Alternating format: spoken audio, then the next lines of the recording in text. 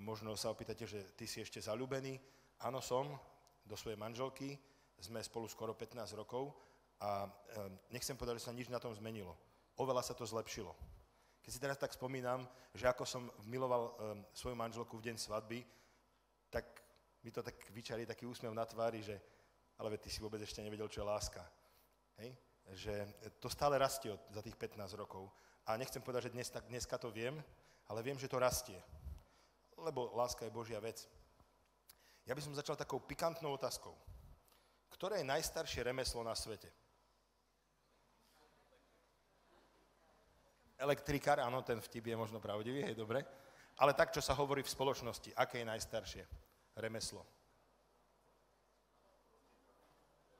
Niekto povedal správnu odpoveď, že prostitútka.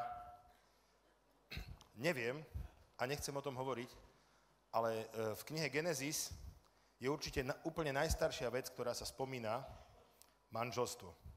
Vzťah muža a ženy, ktorý je Božím obrazom.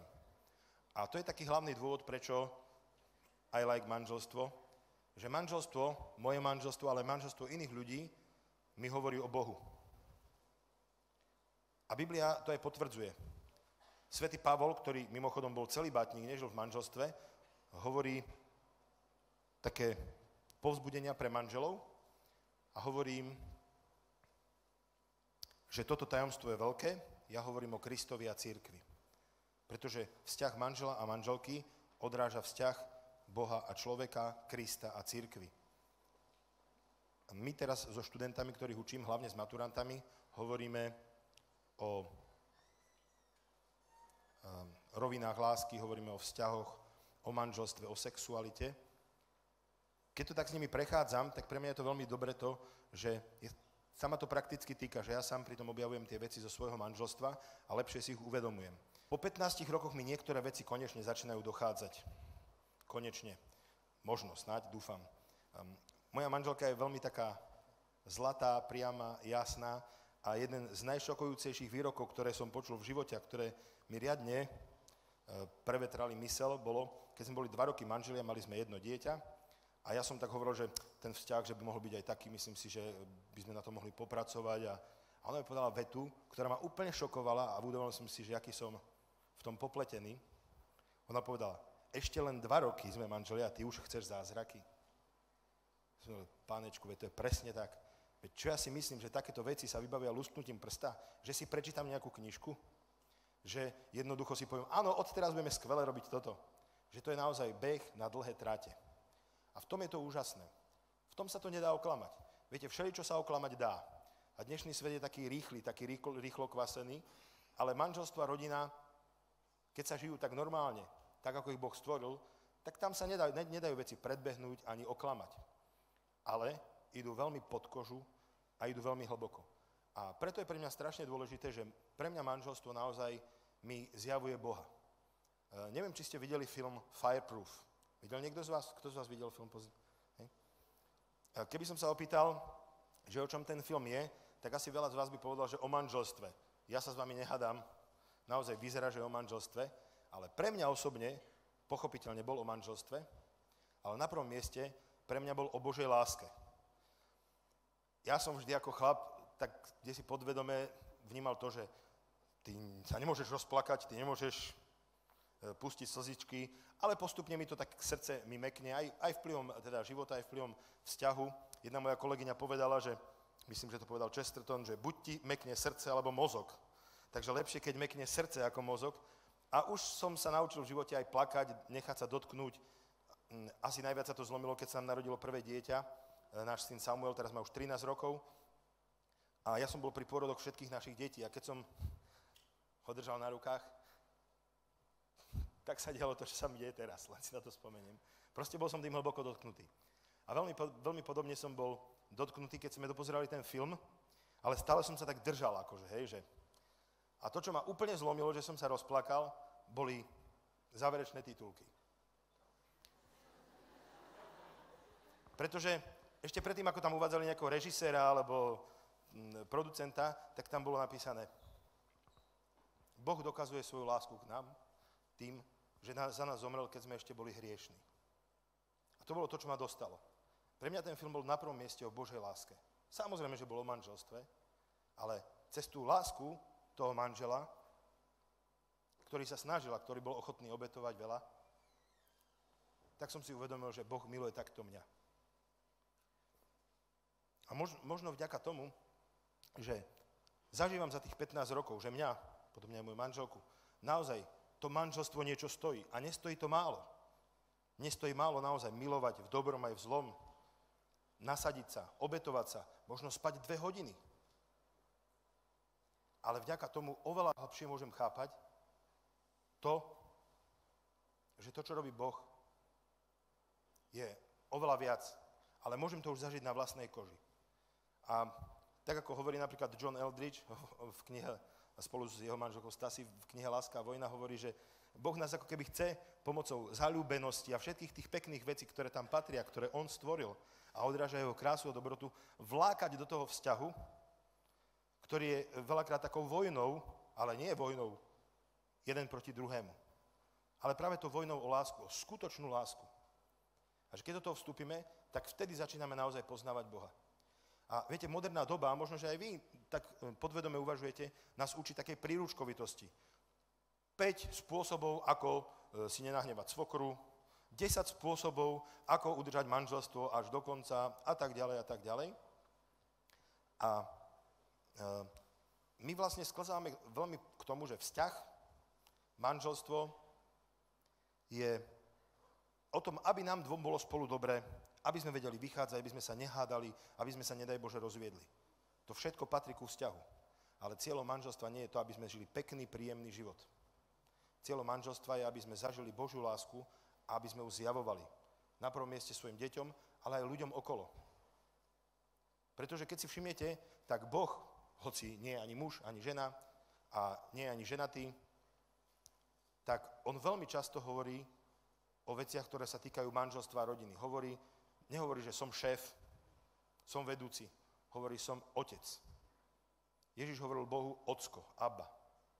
Toto je vec, ktorú poznáme z rodiny. Ktorú nepoznáme z nejakých iba takých nejakých sterilných, bezvzťahových situácií. A ku mne naozaj cez manželstvo Boh veľmi hovorí. Z toho filmu Fireproof, ktorý som spomínal, tak vlastne takým stredom toho filmu aj vrcholom bola situácia, kde sa rozprával práve syn s otcom. Syn, ktorý sa snažil, už to bolo asi 20 dní, dať do poriadku ten vzťah, ktorý aj on pokašľal. A sedel tam na takom pníku, ak si to pamätáte, bol tam kríž, lebo tam bol predtým nejaký kresťanský tábor. A on si sadol a hovoril, aký význam má, aký to má význam, dal som jej kvetiny, zahodila ich. Pozval som ju na večeru, ani som mu nechcela jesť. Urobil som toto, tamto. Vôbec si ma nemáži, vôbec si ma nectí. Aký zmysel má milovať niekoho, kto vás neustále odmieta? A jeho otec sa oprel o kríž a povedal, dobrá otázka.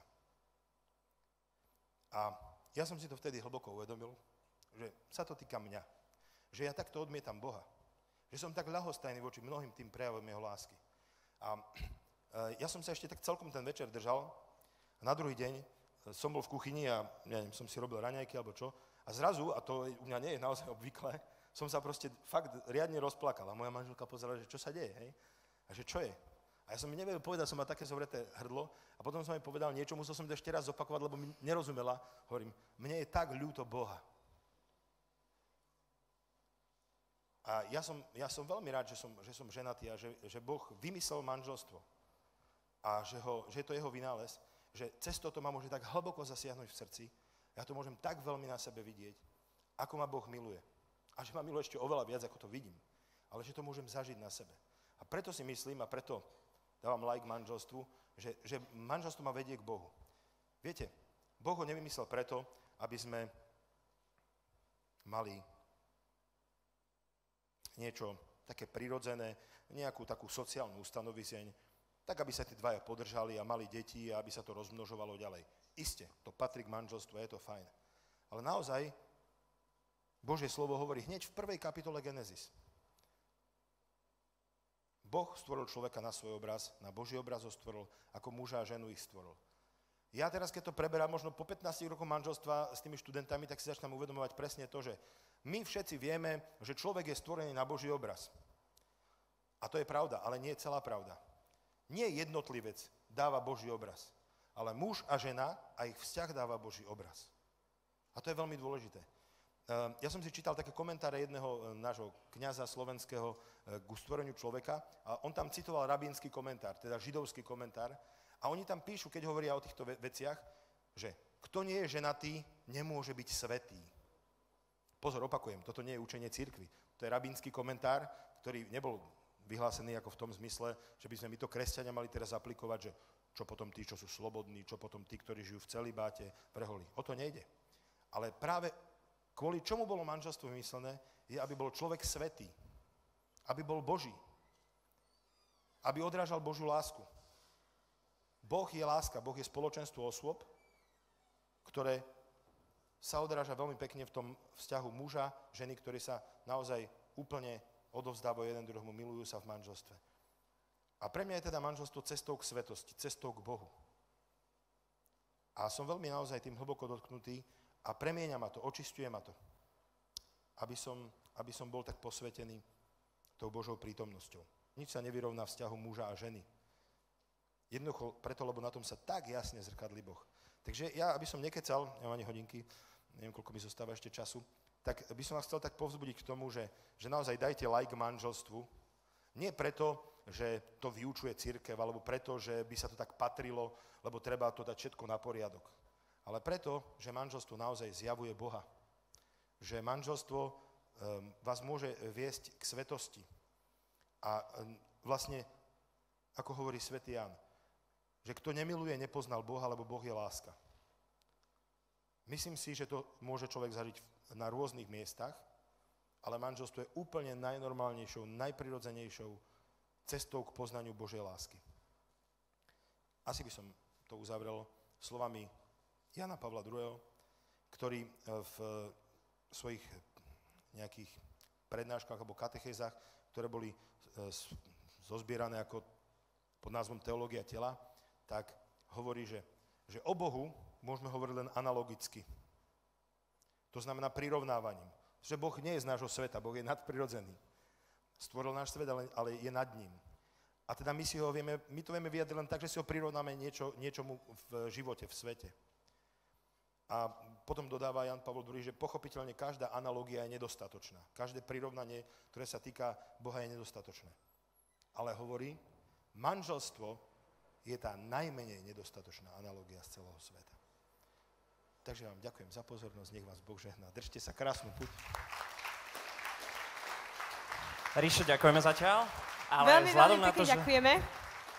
Vzhľadom na to, že nám ešte ostal čas, tak my máme na teba také otázky ešte, že aj.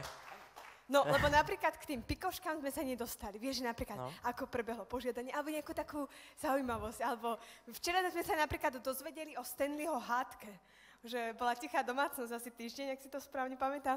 Nemali ste niečo také aj vy? Akože...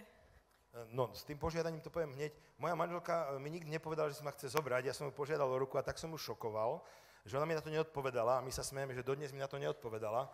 Že či je vôbec platné manželstvo. Ale ona potom manželský sľub povedala, takže myslím si, že je to platné, máme to aj na videu. Si presne pamätám, že to bolo 19.7.15.36 na tom videjku čas, takže odtedy som ženatý. Boli pritom dvaja kňazi, takže celkom by som si bol istý, že áno. Takže to bolo také zaujímavé. A tie hádky možno, to je celkom dobrá vec, že my sa s manželkou nehádame, my sa ofučíme. Obidvaja. My nie sme nejakí takí, že by sme si nikdy najhoršie, čo som jej povedal raz v živote, som jej povedal, že skoč mi na hrb. Hej? Ospravedlnil som sa aj potom za to a už nič horšie som jej nepovedal.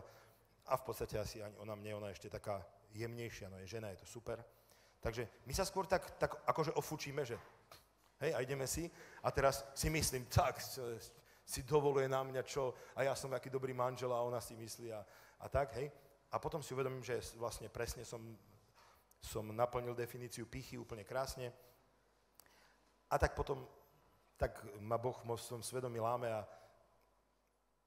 idem, poprosím o odpustenie.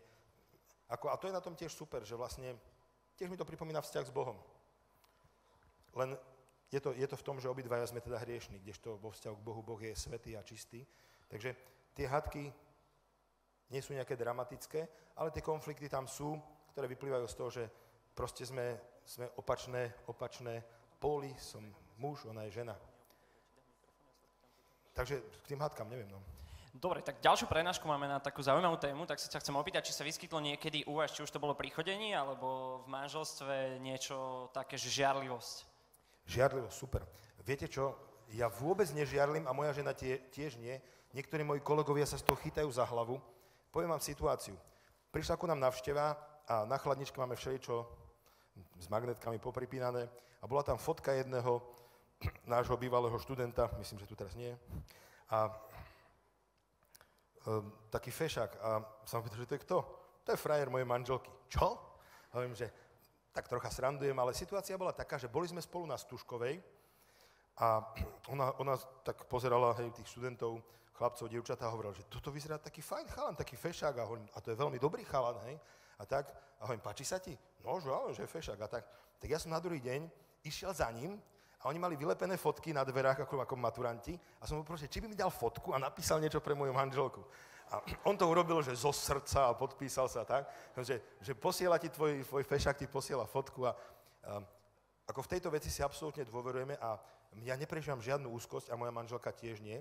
Ale poviem k tomu takú skúsenosť, že my sme zažili obidvaja jednu vec, ktorú pokladám za veľmi dobrú, že obidvaja sme sa zaľúbili do niekoho iného počas toho, ako sme chodili. To znie úplne brutálne, ale ja som strašne rád, že sa to stalo. A dokonca to bolo skoro v rovnakom čase. My sme boli dlhšie tak od seba, boli sme na nejakých takých evangelizačných školách a s jednou dievčinou, veľmi dobrou kamarátkou, kresťankou, obrátenou, aktívnou, proste ako keby medzi nami to tak proste emocionálne trocha zaiskrilo, hej, v tom slova zmysle, že myslím, že obidvaja sme tak ako neboli si celkom emocionálne ľahostajní, ale ja som vtedy videl to, že Boh ma to chce proste naučiť. Že Ríšo, toto nie je problém, to sa ti môže stať, aj v manželstve sa ti to môže stať. Ako sa ty rozhodneš? Chceš niečo s tým robiť? Chceš sa zachovať nečestne? Alebo chceš s Martuškou rozvíjať vzťah? Myslíš to s ňou vážne? Páne Bože, jasné, ja nechcem s touto kamarátkou absolútne žiadne veci rozvíjať. Dobre, ako moje srdce je také nejaké trocha možno rozrušené emocionálne, ale ja to chcem stopnúť. Ona, myslím, že mala veľmi podobný postoj. Ona je teraz vydatá, tiež jedným našim kamarátom spoločným, majú veľmi pekné manželstvo, ja takisto som ženatý, nič medzi nami nebolo, ale proste bolo vidno, že to trocha medzi nami tak iskrilo, že obidva sme mali tak trocha popletenú hlavu. Mojej manželke sa stalo to isté, zase to bolo na jednej kresťanskej škole v Poľsku, ten chalan bol Poliak, hej. Dokonca som ho aj videl. Ostej, mám ten monokel. Nie. Práve nie. A teda bolo to také fajn, že sme sa dokázali o tom otvorene porozprávať a že si v tom úplne dôverujeme. Niekedy niektorých ľudí to trápi viac, neviem. Mňa to proste nejak netrápi. Hej? Ja viem, že moja manželka, ja ju nevlastním. Ona sa mi slobodne dáva a ja jej dôverujem v tom dávaní. A myslím, že ona to prežíva podobne. Ja napríklad mám také vtipky niekedy na ňu a niekedy sa ju snažím dokonca tak trocha podpichnúť, lebo mám takú skúsenosť, že keď predsa len troška žiarlivosti sa mi podarí vzbudiť, tak sa trocha tak viac snaží potom, ma tak trocha akože si tak obchádzať.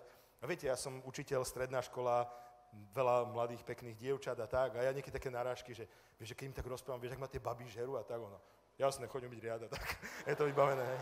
Takže ako neskočí mi na také tie fintičky, a nenechá sa teda naštvať. No, čiže tak, k tej žiarlivosti. Možno navážem na to, čo si hovoril, že potom, čo tam bolo také zaľúbenie sa do inej, si hovoril, potom si povedal, že toto je táto, že s touto nie, že s tou manželkou naozaj teraz bude manželka. Bol nejaký taký moment, keď si si povedal, že tak áno, ona bude mojou manželkou? No, bolo to 19.7.15.36, keď som si povedal. A odtedy nemám najmenšie pochybnosti. Ale vlastne, aby som to teda upresnil, že pre mňa to bola vec riešenia Božej vôle, že či do toho mám ísť.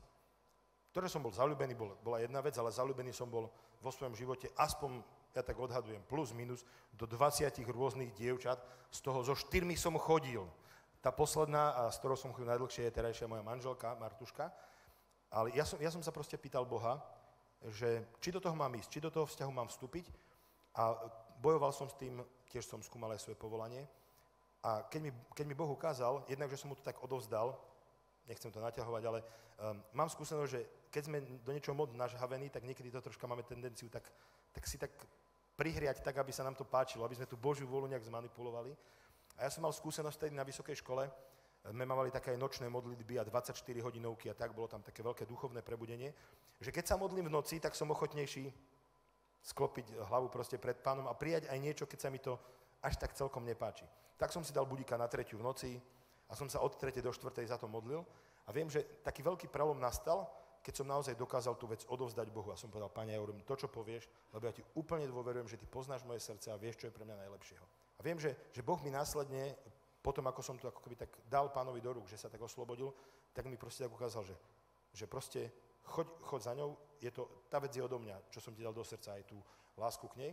A keď som už ten krok urobil, tak som nemal už najmenšie pochybnosti z mojej strany, že či ona je tá žena, s ktorou chcem žiť. Ale ja to stále hovorím, že ako taká viera, že nejaký od vekov súdený pravá, že to je taký romantický predsudok podľa mňa. Ja verím, že Boh má svoj plán a je v ňom veľa krásy, romantiky, ale je v tom proste taká spolupráca medzi tou Božou vôľou a ľudskou slobodnou vôľou, kde proste hľadáme tie veci a rozhodujeme sa a Boh nám pomáha a vedie nás. Takže ja som to zažil aj vo svojom manželstve, vo svojom vzťahu. Super. Možno tým, že sme na puti zaľúbených, tak sa ťa opýtam takú otázku. Ja keď som sa rozprával s jedným starším manželským párom, tak oni povedali takú podľa mňa celkom zaujímavú vec. Hovorili, že na to, aby vzťah mal stále tú dynamiku aj po tých 30 rokoch manželstva, tak je veľmi dôležité sa do toho druhého nanovo zaľubovať. Stále byť zaľúbený kvázi. Čo si o tom ty myslíš? Úplne súhlasím s skúseným predchodcom. 30 rokov si hovoril, že sú manželia, no takže raz toľko ako my. Určite áno a ja by som povedal, že taká tá láska, taká tá Božia láska je ako pahreba, ktorá stále drží. A keď ju máte, tak na ňu potrebujete čas na čas priložiť, aby to vzplanulo, aby to vydávalo tie tepelné a svetelné všelijaké prejavy. A to je v manželstve, že takéto rozhodnutie je základ a keď toto potom do toho človek investuje, napríklad si povieme, tak toto leto pôjdeme niekam len my dvaja, tak to môže byť perfektné a napríklad som včera na tom plese zažil takú vec, že znova som proste bol zo svojej manželky na mäko a aj ona zo mňa, teda sa mi zdalo aspoň, hej. My nie sme moc dobrí herci, my sme takí úprimní, takže áno, tie veci znova prichádzajú, vtedy, keď je tam tá pahreba tej takej lásky, agape, Božej lásky. Ale treba priložiť niečo, treba ísť na nejaký ples, na nejaký čas, venovať sa, možno posedieť si, porozprávať sa a tie veci potom sa štartujú znova. Super. Tak ďakujeme ti veľmi pekne, naozaj za rozhovor, za všetko. Ďakujem. Dobre, ja som si spomenul... Spokojne, doplň.